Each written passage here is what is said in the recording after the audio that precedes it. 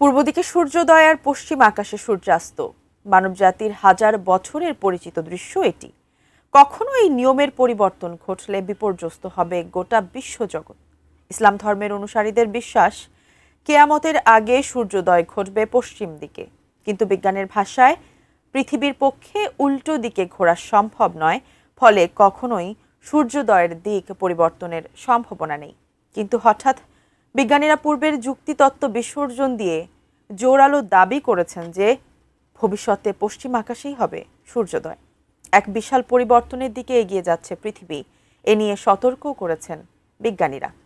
এবং এই সম্পর্কে আরও বিস্তারিত থাকছে পলাশ খানের প্রতিবেদনে। বিশাল এক চৌম্বক ক্ষেত্র নিয়ে ঘুরছে আমাদের এই পৃথিবী, যার চৌম্বকীয় এলাকা উত্তর ও দক্ষিণ মেরু বরাবর। পৃথিবীর কেন্দ্রে গলিত লোহার ঘূর্ণায়মান স্রোতের ফলে সৃষ্টি হয় পৃথিবীর এই চৌম্বক ক্ষেত্র।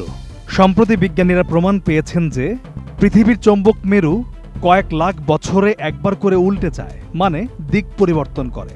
সর্বশেষ প্রায় 7,80,000 বছর আগে এই ঘটনা ঘটেছিল, যা ব্রোঞ্জ মাতোয়ামা নামে পরিচিত। এত বছর পর আবারও মেরু উল্টো দিকে ঘুরে যাওয়ার প্রক্রিয়া শুরু হয়েছে। আমি বুঝি নির্মাণের শিল্প, সালাম স্টিল বোঝে ডিউরেবিলিটি। সালাম স্টিল, মোস্ট ডিউরেবল স্টিল।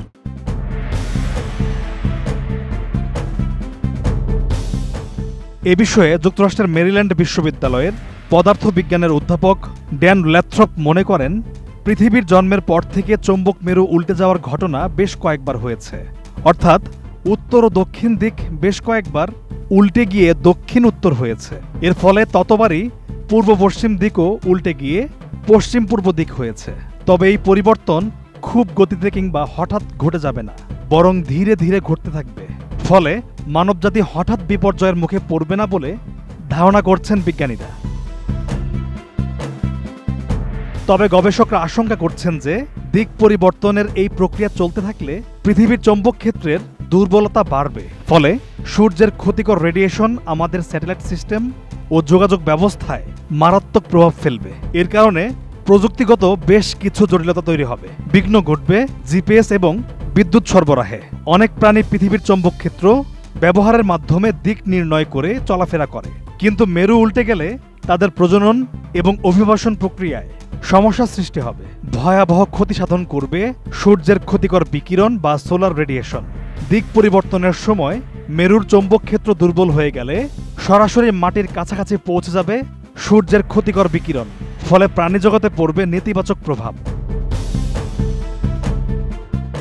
এদিকে আরও এক ভয়াবহ তথ্য সামনে এসেছে। বিজ্ঞানীরা জানিয়েছেন, কিছুদিন আগে পৃথিবীর কেন্দ্রের ঘূর্ণন স্রোত থেমে গিয়েছিল। এরপর হঠাৎ তা উল্টো দিকে ঘুরতে শুরু করেছে। অর্থাৎ পৃথিবীর কেন্দ্রস্থল এখন ঘড়ির কাঁটার বিপরীত দিকে ঘুরতে শুরু করেছে। স্পষ্টত বোঝাই যাচ্ছে যে পৃথিবীর কেন্দ্রের এই উল্টো দিকে ঘোরার ফলে চৌম্বকীয় মেরুর দিক পরিবর্তন আরও গতিশীল হচ্ছে, যার প্রভাবে ভবিষ্যতে উত্তর ও দক্ষিণ মেরু দিক পাল্টে উল্টো দিকে ঘুরে যাবে। ফলে এখন আমরা যেটাকে পূর্ব দিক মনে করি, তখন সেটা হয়ে যাবে পশ্চিম দিক। এর অর্থ হলো একসময় পশ্চিম দিকে সূর্যোদয় ঘটবে।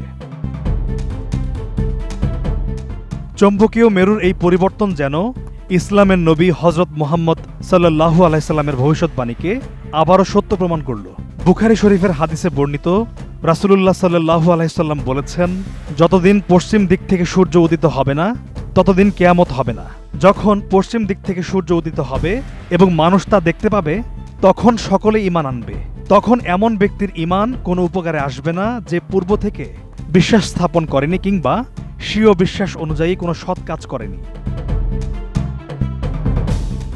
বিজ্ঞানীরা জানিয়েছেন, বর্তমানের গবেষণায় দেখা গেছে যে পৃথিবীর চৌম্বক মেরু ধীরে ধীরে সরে যাচ্ছে। তবে এটি এক মুহূর্তেই সম্পূর্ণ উল্টে যাবে এমন কোনো আলামত এখনো পাওয়া যায়নি। চৌম্বকীয় মেরু উল্টে যাওয়ার প্রভাব থেকে রক্ষা পাওয়ার জন্য বিজ্ঞানীরা স্যাটেলাইট এবং যোগাযোগ ব্যবস্থাকে আরও উন্নত করতে কাজ করছেন। পলাশ খান, এটিএন নিউজ।